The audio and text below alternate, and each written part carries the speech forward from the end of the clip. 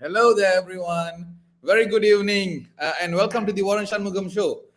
It's me, Waran Shanmugam, and we are here on the 24th of August. Lovely Wednesday.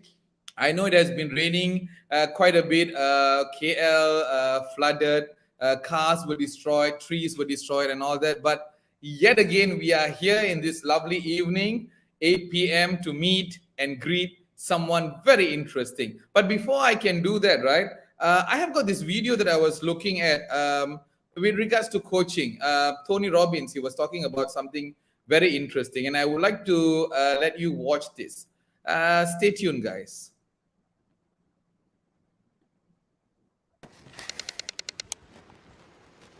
I didn't say push back. Why are you pushing back so hard? Oh, true. He didn't. Because that's human nature.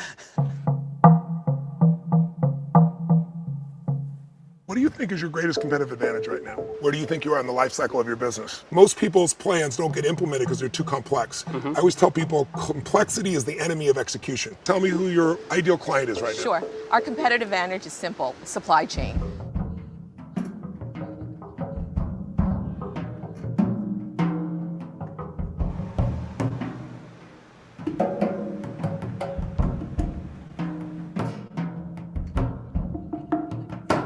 How you doing, Michelle? So good. Good to see you. Thank you. I'm Michelle Cordero Grant, founder and CEO of Lively. What we sell are bras and undies and swimwear today, but adjacency products will be coming tomorrow. I'm a big believer in rip open the plan that you're going to do, but I always have that backup plan. We started with an amazing conversation, talking through the business, talking through the strategy, me as a leader, and so forth. I have zero question about your ability to succeed, because if you take away all the skills and you have that much drive and hunger, you'll figure it out. It was nice that he kind of took a moment to acknowledge that you're going to do this no matter what, but it's really how you do this that's going to be game-changing in your personal life. My only piece for you is taking care of you so that this journey, you don't look back and have regrets. Right. And the place that you have regret will probably not be the business, it will be in your personal life. His approach is personal and it's tailored, which I think is amazing. I think that's why he's so effective, because he customizes to whoever he's interacting with. I have no question she can succeed in business. My concern was I could feel that below that there's this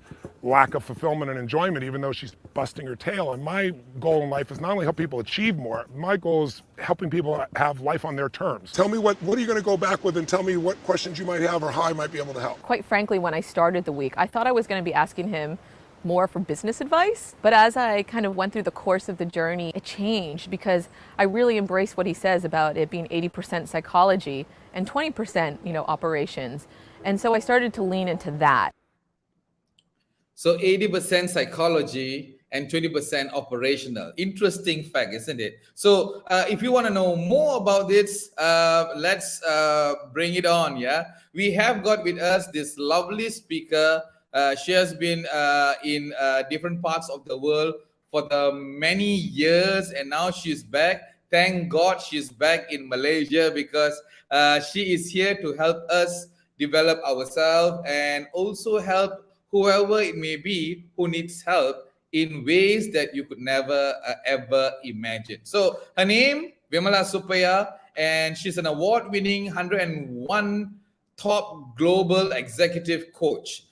She has got lots of tools with her that she is going to use shortly when we are going through the show. And if you need more information about her, or if you need any help from her, you know who to call, Vimala Supaya. Ladies and gentlemen, put your hands together, Vimala Supaya. Hi there, Vimala.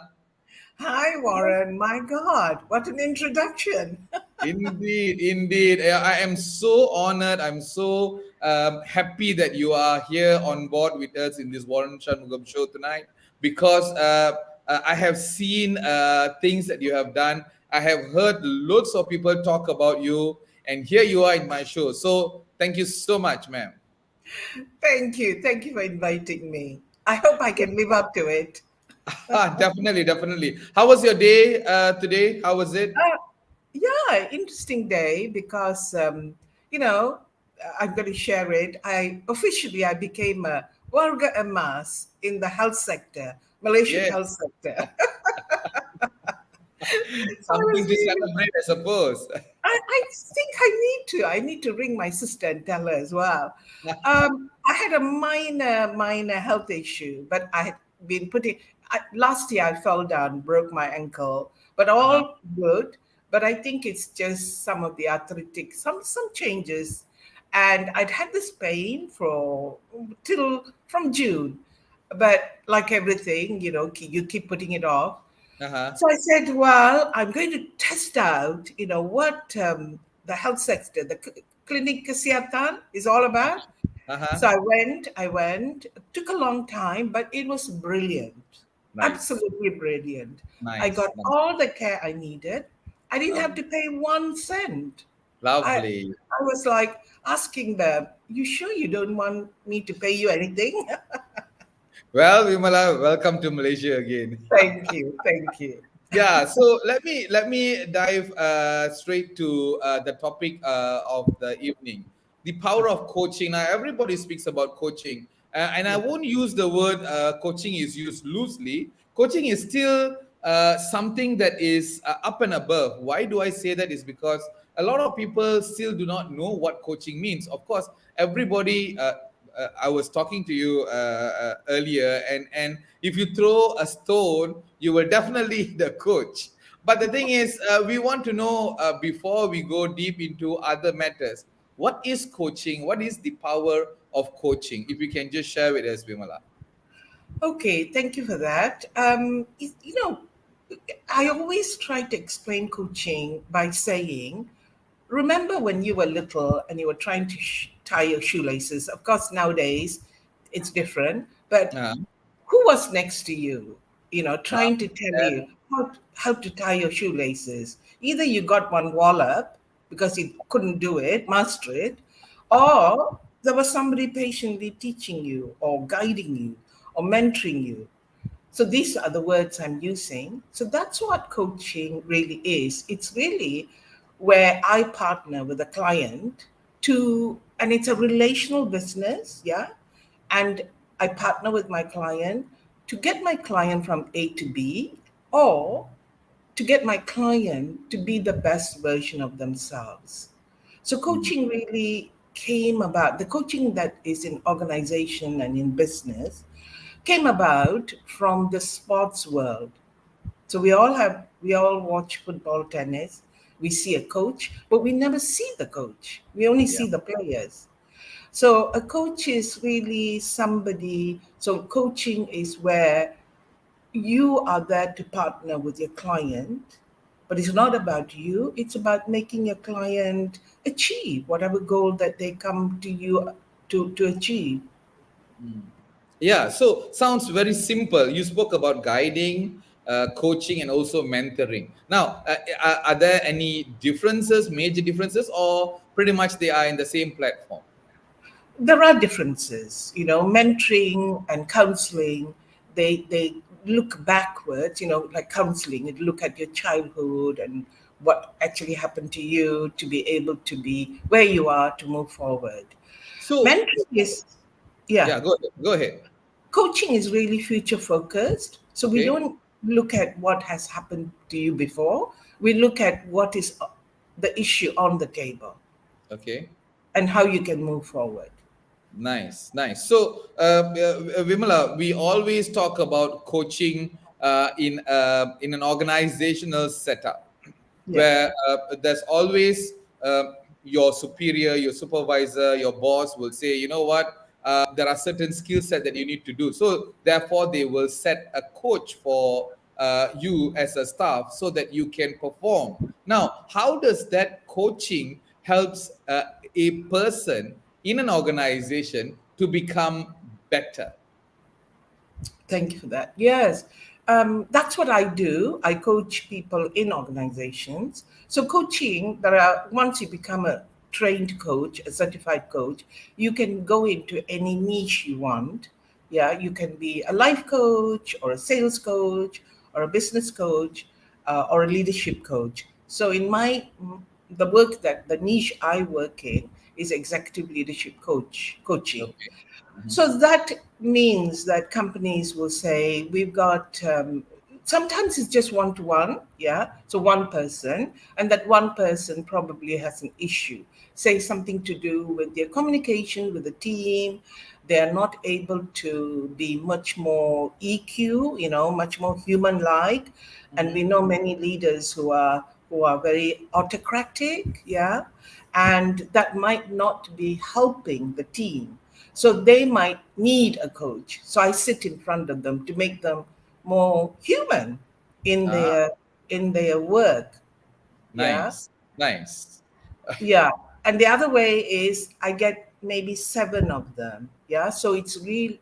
That's my, that's what my specialism is. I'll get an MD sitting with me and saying, I don't know anything about coaching, but I've got 7 people who don't talk to me. Can you come and coach? So this is the thing, Vimala. So interesting. You spoke about being autocratic, yeah, because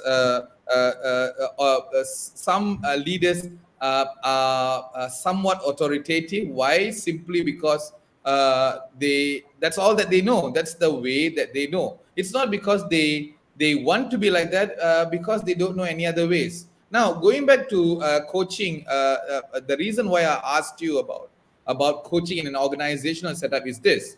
Now you have got different areas or industries: engineering, aviation, medicine, you name it, you have it. Now, you as a coach, how would you be able to coach a person in different industries, knowing that you do not know all the industries? How does that work?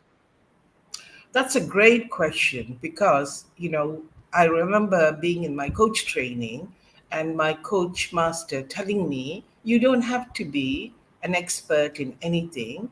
All you have to know is how to coach to get your client from A to B, whatever the issue might be.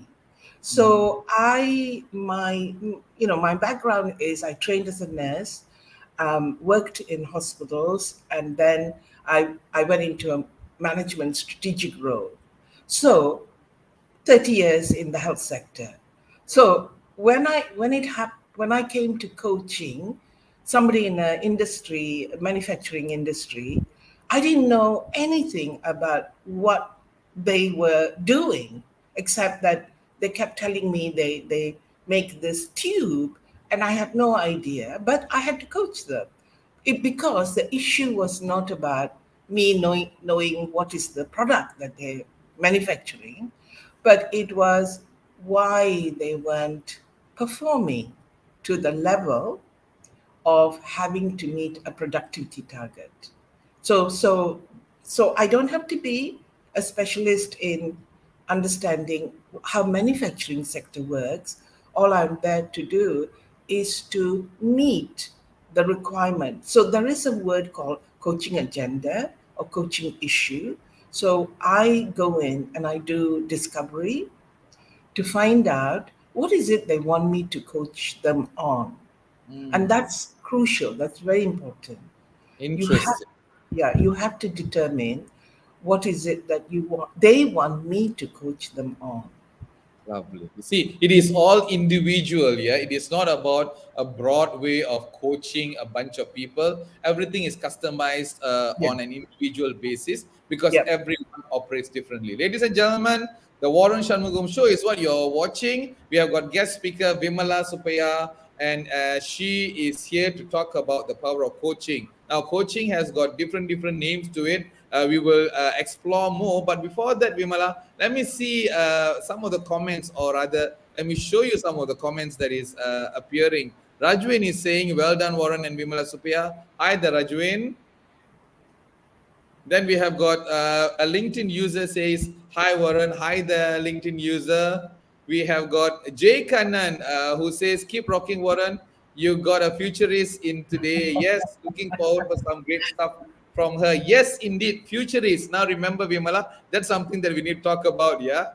Santa Kumari is saying, good evening, Mr. Waran Shanmugam and Madam Vimala Supaya. Warren, I am watching. Thank you so much, Santa Kumari Shanmugam, for watching. And Shamini Paramanathan says, Warren, Vimala, hi. Hi there, Shamini. Nice to have you. So, Vimala, you spoke, or rather, when I checked on your LinkedIn, I saw this word futurist. Interesting word. Explain, if you may, please. Gosh, nobody's ever asked me that. I thought I could get away with it.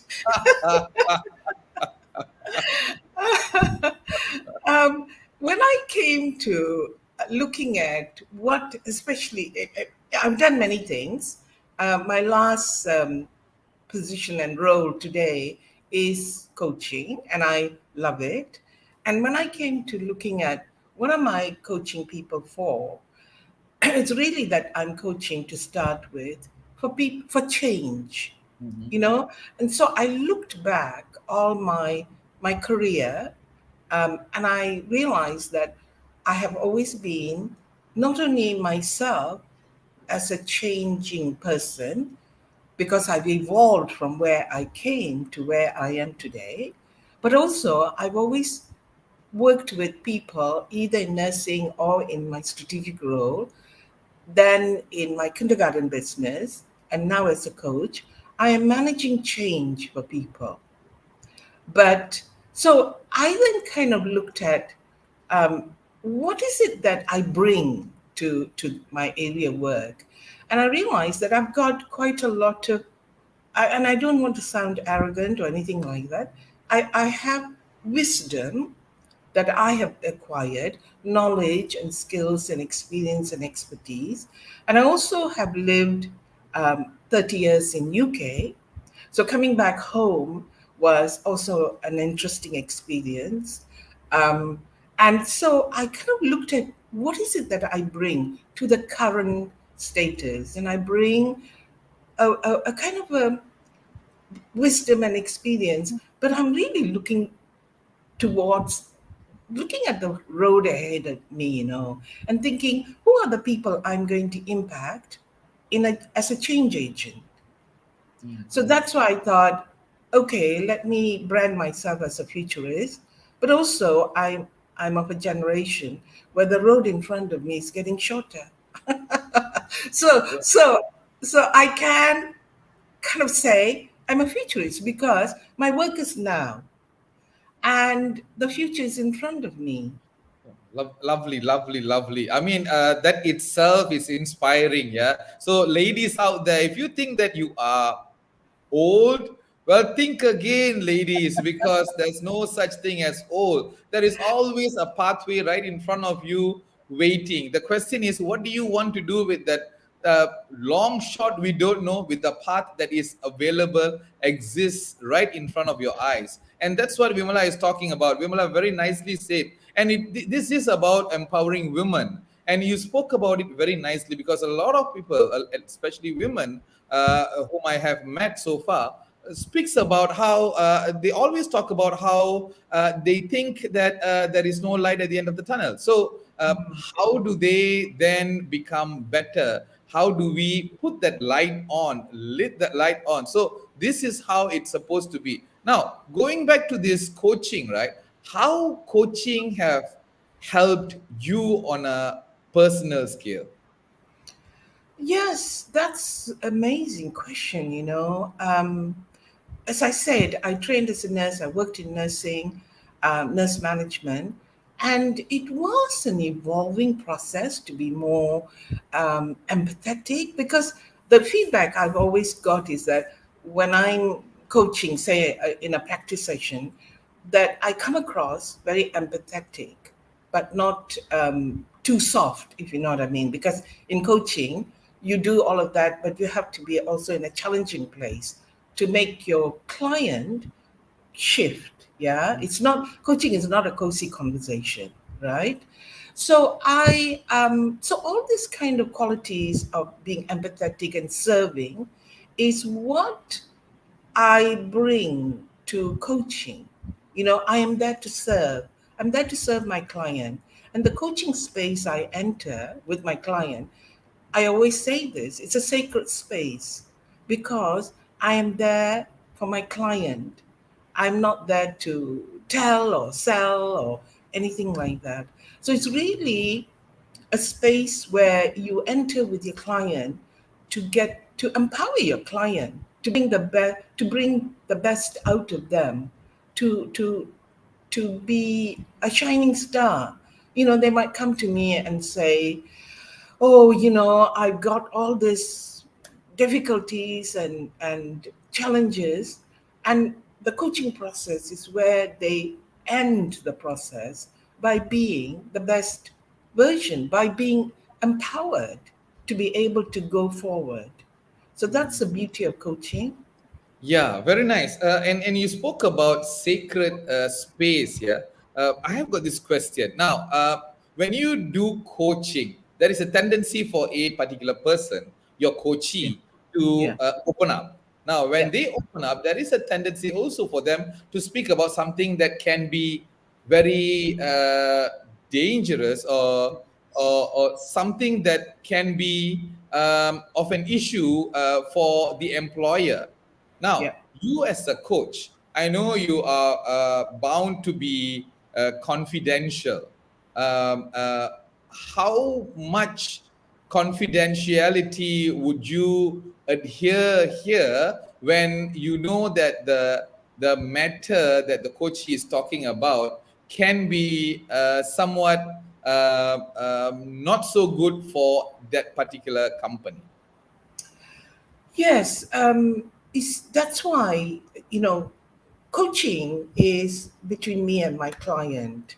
and it's a contract. So I trained with International Coaching Federation, and we have competencies to adhere to in our coaching work, and we also have ethical behavior that goes with when we are coaching a client.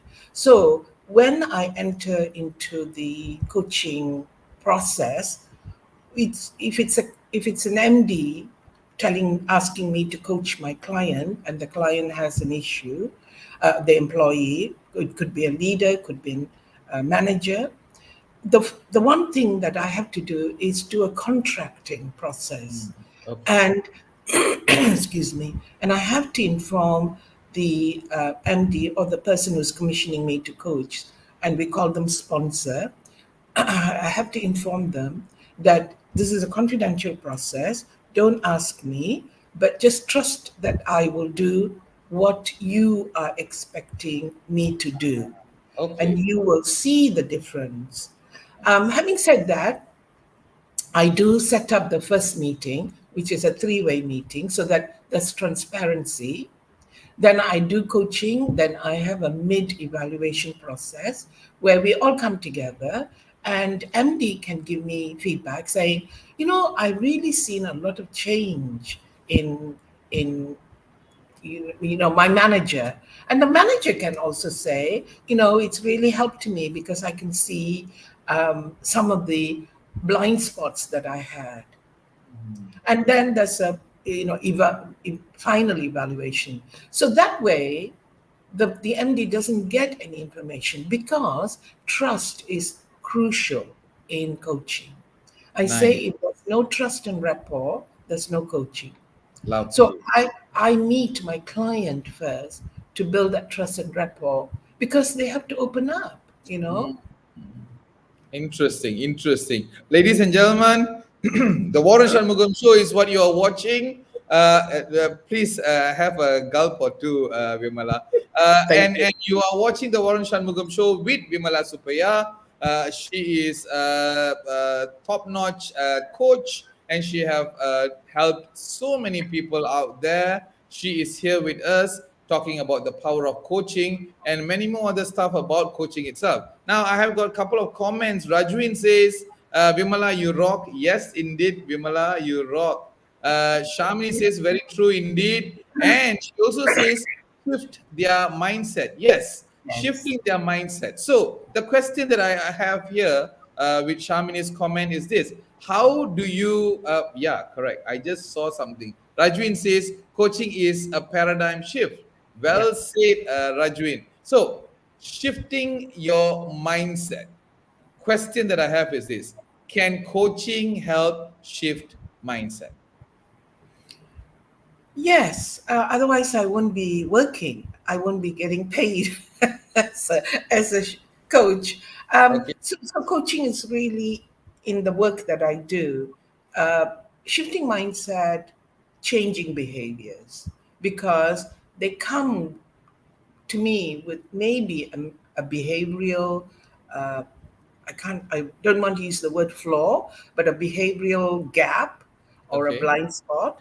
And Uh-huh. then through the coaching process, this is where we use tools and techniques. Mhm. And I have many tools and techniques, yeah.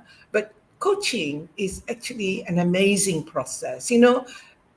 Every coach who becomes newly trained always worries about what is the next question I need to ask, because questions is one of the tools. There are many tools. Questioning, through the questioning technique, that is how you begin to shift. But so we get very, even I did in the very beginning, you get very caught up in what to ask. And all my master coaches told me, let it go. Let it go, because the question will come to you. Because the other technique is listening. Mhm. And we don't just listen, we listen at a deeper level. So we listen for words, for body language, for their energy. The other day I coached somebody. she was talking about some of the challenges that she's facing. And I was sitting a little bit away from her. And because I noticed, I observed that her body language was coming out with anxiety. Yeah. So I literally moved my chair next to her. And she said to me, "Do you know that has helped me? Just because you moved, it's helped me." So I said, "How did that help?" She said, "I feel more secure." Ah, It's just as simple as that. So that there are very simple techniques. So listening is one of them. So your question about how do we change or shift mindset is really you're listening to some of the self-limiting words or sentences or 1 hour. Sometimes somebody is talking for not 1 hour because I don't allow that. It's really people's self-limiting beliefs, and we all have it.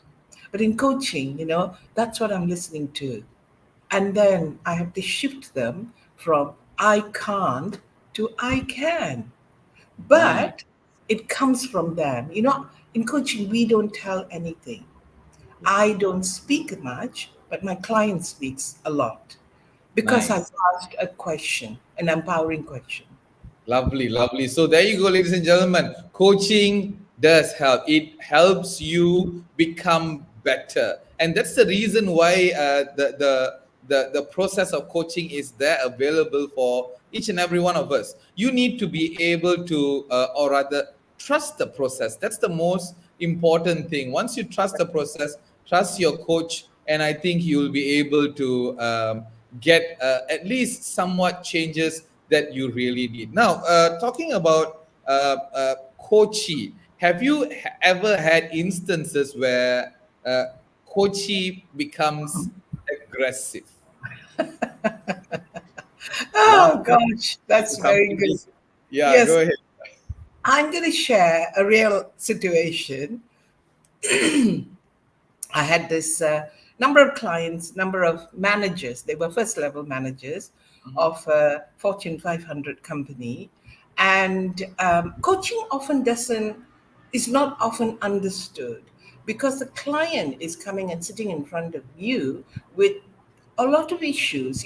I might be just there to coach the person to be a better manager, yeah, to be working with the team in a much more better way. But behind all of that is their life, Mm. their life situation. They could be having a health issue, or there could be a divorce going on.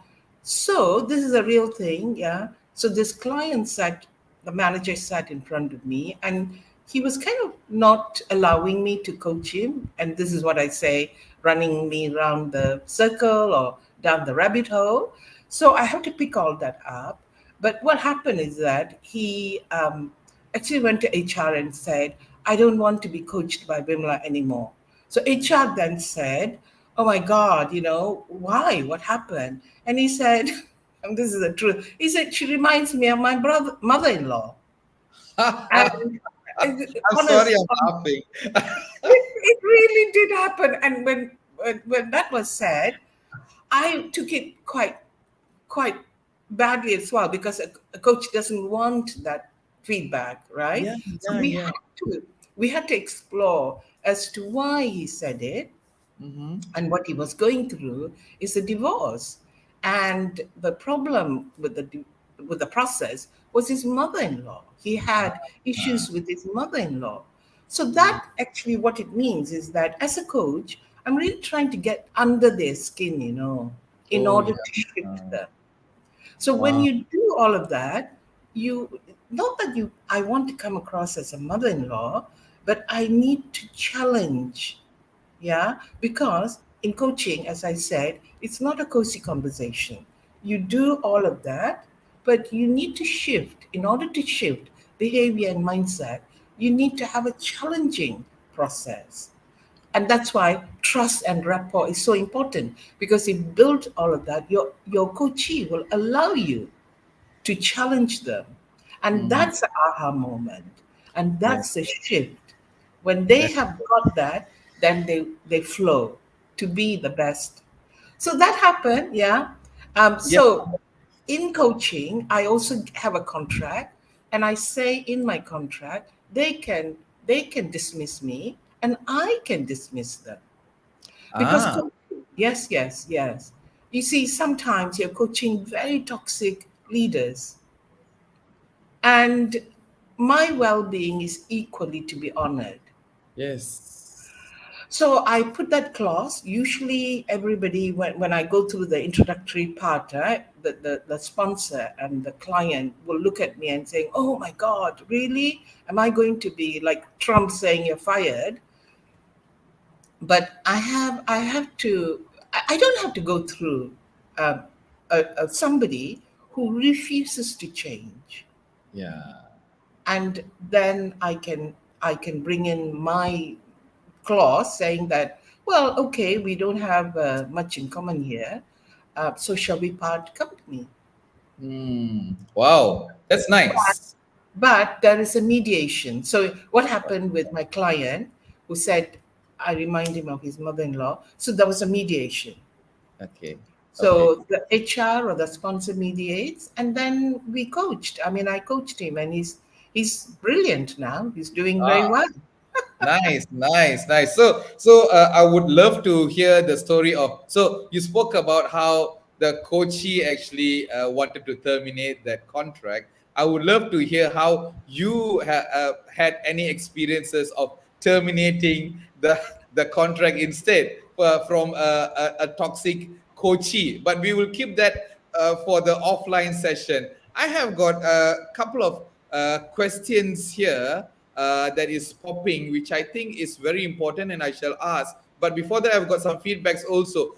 Ladies and gentlemen, if you're watching the Waran Shanmugam now, Vimala is in the house, ladies and gentlemen, and she is a coach. As simple as that is what I'm saying. But she's a professional. She have touched a lot of souls. She has got a Midas touch, I must say. And I have got some comments. Pat is here. Pat says, nice one, Vimala. Hi, Pat, all the way from Romania. And Shamini says, that's good. One mother-in-law, yeah. Yes, indeed, indeed. Now, we have got Jay Kannan here who is asking this question, Vimala. See if you want to answer this. Can you give me one secret that can help me quickly build rapport with my coachee? That's one. And usually, how long it takes for you to build that rapport? Okay. Great question. So this is where as coaches, we go in with authentic self. You really have to be you, and you really have to be genuinely in a caring place because you're really there to take care of your client and take care of you. So bring your authentic self. But what I do is I meet my client and we have a chit chat. I usually start off by saying, tell me about you. Tell me about where you're coming from. And that opens up a space for them to talk about their family. That's the space, the sacred space. Because what I find out there is that this person is not coming because he's a bad manager, Mhm. because he's got life issues. They will tell me, my wife is dying of cancer, all of those kind of things. So that's the first instance where you build your rapport. Just ask a question. Tell me about you. Tell me what is it that you're going experiencing at the moment. Tell me about your family. Tell me why we are here. And you really, that's where you have to be that genuinely caring human being. And that's where the authenticity comes in. So if you go there, with all your tie, kind of as though you're a big wig, and with your file and sit in front of your client and say, "Okay, I'm here to coach you," yeah, it doesn't happen. So that's what I'm talking about. That little space where you become a human being to say to your client, "I'm here for you. I'm Mm. not here because I'm a award-winning coach." There you go. There you go. I think Jake Cannon, that answers it. I suppose, and very well said, yeah, Vimala. Where you need to be a friend rather, than Yes. actually a coach so that Yes. they will open up. I think that's where trust is built. Yeah. And I Yeah. have got another question by Mona Shri, and she's asking, ma'am, appreciate if you could please briefly enlighten us on. I'm sorry. Okay, I repeat, appreciate if you could briefly enlighten us on what the timeline therapy often used in coaching is all about. Thank you. Okay.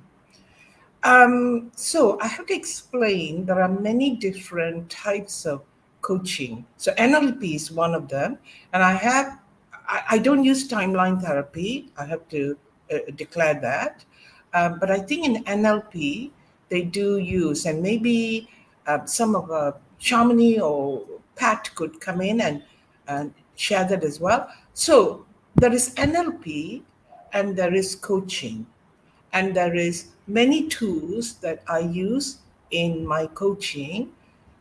Example, I don't use NLP, but I do need to know what NLP is. So the person who does a timeline therapy, their process is that, whereas my process is building rapport, trust, and finding out what is the issue and finding out why it's an issue.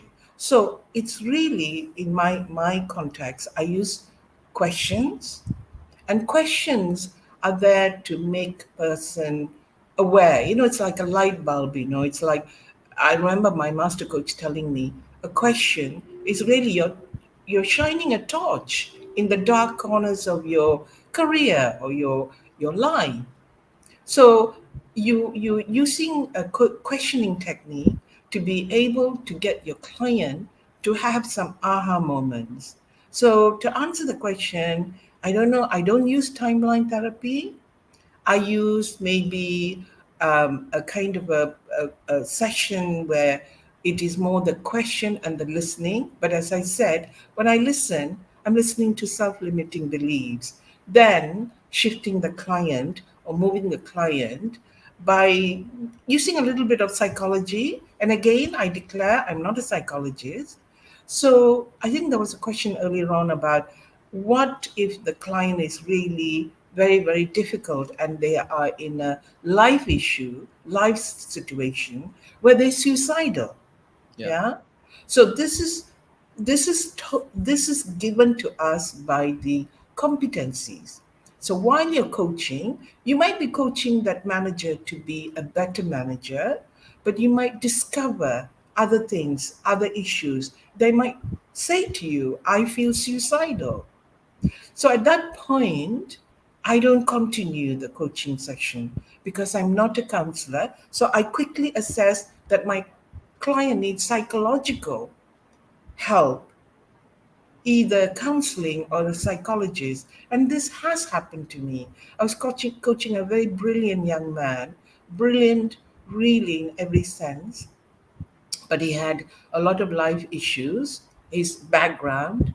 Um, and that came through, And although I was trying to get him to be a good manager, career, it was really his career. Um, all the other things he started telling me made me realize that I'm not the coach for him. So at Mhm. that point, a certified coach stops the process. And you also say that in your contract from the very beginning. Okay. And I then said, I think counseling might be helpful. I'm not a counselor, but I will refer you to a good counselor. Then Okay. I go back to the sponsor and explain. And we again work together to get the client to go into counseling, which is what happened. Lovely. Amazing, amazing. I think something that Vimala touched on is very crucial and very important. If you are a coach, not necessarily you have to end the whole coaching session. At one point where you think that it is towards another or a different area of assistance needed, like maybe a psychotherapist or psychiatrist or psychologist, then you need to put a stop there and then pass it on to, or rather refer to the rightful person, Yeah. rather than you for monetary purposes you want to end the session. That's not going to work. That's not how it works. I remember I shared with you, Vimala, when I do coaching, it is not like 6 months or 3 months or even 2 weeks. Yeah. Sometimes I do like 2 sessions, and that's it. The third session, I don't receive any calls, I don't receive any WhatsApp Yeah. anymore, which means done deal. You Yeah. have helped that person, and that That's person is not dependent anymore. He yeah. or she is now independent, and able to take care of himself or herself. I think that's how it should work. Vimala, correct me if I'm wrong, Vimala. No, no, absolutely right. Yes, because of they might not be needing you as a executive leadership coach. They probably are needing a counseling session. And that really is crucial because once they've gone through all of that, they probably will be back to you because they're resourced enough to be able to think about what I need to do now to be the best manager that my team will appreciate or I can perform better. Yeah. So you as a coach, you need to, and also it's our ethical practice, I mean, coaching is a profession and we are bound by the ICF coaching ethical practices. So again, as you said, you shouldn't stick with your client knowing that your client is not needing you just because you want to get paid. You need to be courageous enough to say, okay, let's stop here. I will, take you to another helping profession, and then maybe you can come back and then we can continue my coaching, which is getting you to be the best manager. There you uh, go. yeah, so it's a multiple things, right? Yeah. Yeah, I very mean, nice. I have referred a lot of my not a lot of my clients, but this is why coaching is so amazing. That's it. Mm. I mean, it's a very strange word, but it's a gift. No, I wouldn't say a gift. It's a privilege to be a coach, to coach Yeah. clients. And you are so right. You rightfully said it is an amazing process. Yeah, coaching, and it is a gift. You see, there are many times I have seen some coaches where they go by the book. You have to go through one after the other. Now, it can be somewhat annoying when you are the coachee and they are asking questions based on something that is not.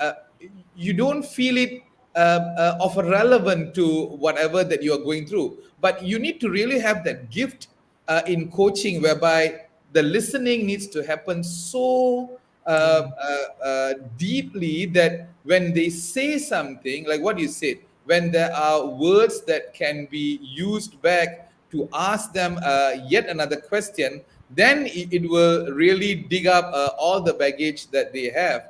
Uh, Change can then happen. Now, Mona Shri, I wanted to know if Vimala have answered your question, but you did say, sorry, you did say, thank you very much, ma'am. That means yes, Vimala, you have answered. Now, ladies and gentlemen, you are watching the Waran Shanmugam show. We have got about 15 minutes or so. Vimala is here and she is talking about the power of coaching. Now, some comments.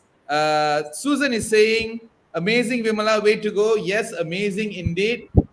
We have got Vimala rocks the coaching world. Pat says, "Oh, indeed, Thank indeed, you. yeah, it's amazing." And you did ask both Pat and also Shamini about the timeline therapy. And Shamini says, mine is basically questions, powerful Yeah, questions. Yes, yeah, that's pretty much like how Vimala was saying. And Pat says that I conduct coaching as Vimala based on ICF standards too. And yes, Shamini says ICF standards. No, so they all speak about ICF standards. Now, before we go into how you get certified, I have got this question that just came about.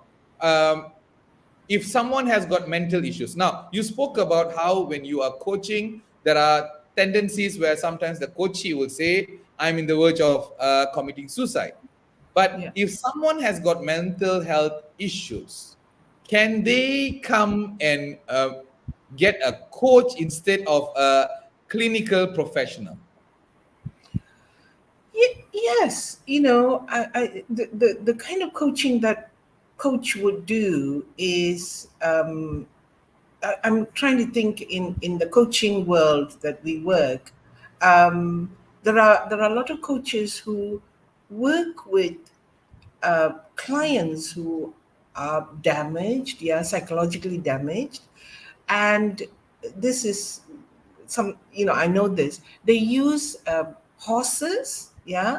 So the client it goes to a farm where the coach is using it's called equiline coaching. They actually use coach a horse, the energy of the horse, and it's again a technique. I only know about it, but the other thing is that there are coaches who coach people in nature, in environment, yeah, in walking, because nature itself is a gift, a healer, yeah, and nature brings energy when two people are walking. So there is actually walking coaching, yeah. So there are that all those things, and when it comes to wanting to get that client to be healed because of their deep rooted issues. Now, I just want to share this. So, when I became a coach, I had mega baggages. Yeah, we all have upbringing that has either not been very good or not been very productive, or I don't know what the word is. Yeah. Anyway, I have a lot of baggage. Yeah. And that's because of the parenting and the family. And I have a beautiful family. They're lovely people. But because I was going to coach somebody in front of me who was also bringing some issues, I realized that I needed to be resourced and empowered enough and fixed, if I can use that word, to Yeah. be able to help that client. So I had psychotherapy. I had a beautiful man who helped me to get over my baggage and coached me to be able to say, okay, I can now move forward. Yeah. But there's also other things like okay, supervision, something I wanted to bring about. So while I'm coaching, I'm also going through stress, discomfort, taking on what my client is saying, and then I need to be able to go out of that coaching process to be able to balance myself. Yeah. So this is where supervision comes in. So coaching is not I go and talk to somebody and then I get paid and that's it. I need a supervisor. Mhm. And that's where I go with my issues. So while I go through my tensions, like somebody calling me a mother in law, I have to process all of that with my supervisor for Yes. me to rebalance myself so True, that I true. can go back. Yeah. Amazing, amazing. Yeah, you're right. You're so right. I mean, this is this.